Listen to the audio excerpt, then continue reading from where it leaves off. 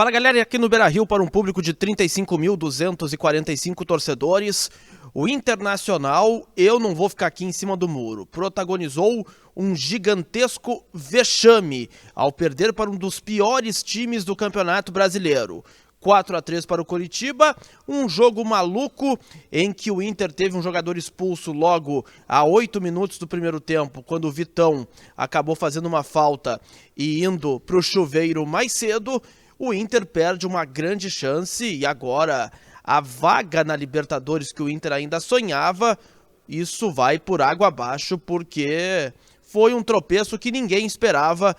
Então, a partir de agora, aqui do Beira-Rio, uma análise de Inter 3, Coritiba 4. O Inter foi muito mal, faltou tudo nessa noite para o Colorado. E a partir de agora, uma análise da partida. Muito importante, você chegar aqui, se inscrever, ativar as notificações, dar aquele like, o joinha bacana para o conteúdo subir e viralizar cada vez mais aqui no YouTube. Muito importante que você faça isso, até para a gente atingir aqui um maior número de pessoas, tá certo? Bom, sobre a escalação do Inter, do técnico Eduardo Cudê, algumas mudanças já esperadas em função da suspensão de 2 jogadores, Gabriel Mercado e Wanderson, e também o desfalque de última hora do René, que teve um desconforto muscular na coxa e por isso foi vetado. Em seus lugares entraram Nico Hernandes, Dalbert na lateral esquerda e o Depena no meio-campo. E o Inter, mesmo que tenha tido a expulsão do Vitão, e aliás, justa logo a 8 minutos do primeiro tempo, e até foi tema da minha pergunta para o técnico Eduardo Cudê e também para o diretor de futebol José Olavo Bisol, aqui na zona mista do Beira-Rio.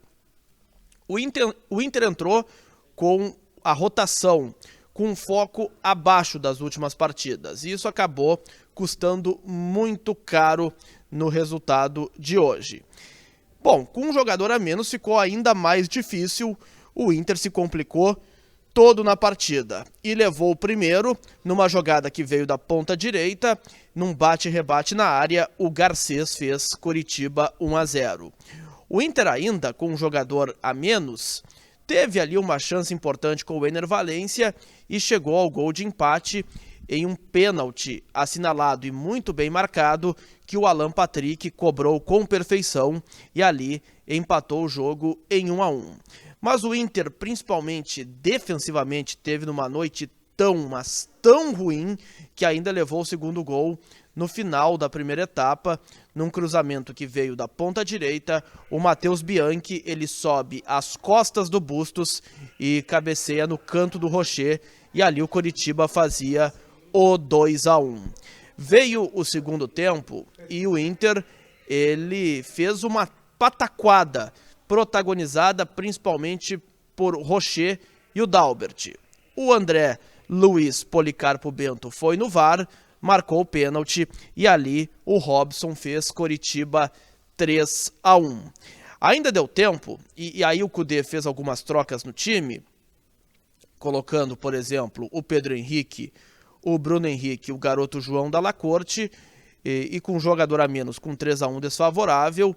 O Inter ainda conseguiu descontar através do Bruno Henrique em um chute de fora da área que no jogo do campo me pareceu falha do goleiro do Coritiba, o Gabriel.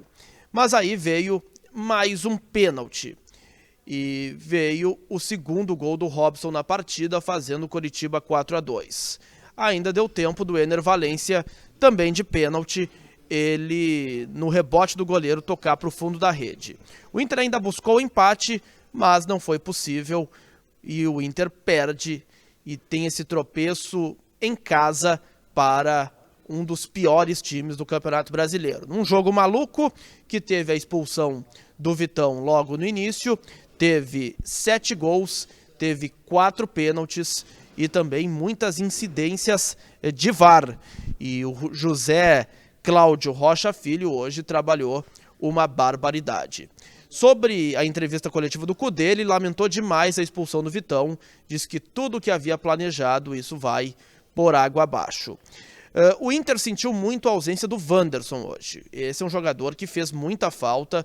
O Inter sentiu a ausência desse jogador pela jogada, com o perdão da redundância, aguda que ele tem pelo lado esquerdo. Wanderson fez falta. O René também, pela questão defensiva, ele também foi uma ausência importante, porque o Dalbert, o seu substituto, foi o pior jogador em campo. Ele errou absolutamente tudo, defensiva e ofensivamente falando. Comprometeu hoje o lateral esquerdo colorado. Teve o sistema defensivo uma noite muito ruim, o Rocher muito mal, errando aí jogadas fáceis. Teve também o Nico Hernandes muito mal. Então hoje é uma noite para se esquecer. O Inter jogou com o terceiro uniforme. E se muitos acreditam que futebol é mística, esse uniforme nunca mais será utilizado pelo Colorado, porque deu muito azar. O Inter perdeu em casa para um dos piores times do campeonato. Eu não acredito em mística, mas que o Inter, para os supersticiosos, deu chance para o azar ao jogar com a sua terceira camisa hoje contra o Coritiba. O Inter, que se tinha uma chance remota de Libertadores, agora fica muito difícil, faltando 8 rodadas para o encerramento do Brasileiro, fica com 38 pontos na tabela, está a 11 do sexto colocado, o Atlético Mineiro com 49. E o Coritiba, ele segue na 19ª posição com 23 pontos na tabela. O Coritiba fatalmente será rebaixado, mas hoje aprontou aqui, fez a vitória de 4-3 para cima do Internacional, em que defensivamente teve uma noite desastrosa e também acredito sim que faltou concentração, faltou foco, faltou mentalidade para construir um bom resultado. O Inter entrou achando que resolveria o jogo quando bem entendesse. E futebol a gente sabe que não é assim. Então ficam as lições para quarta-feira contra o América Mineiro, que o Inter não terá mais uma vez os jogadores importantes, como Vitão, Johnny e Maurício. Esses estão suspensos. Por outro lado, retornam Mercado e Wanderson.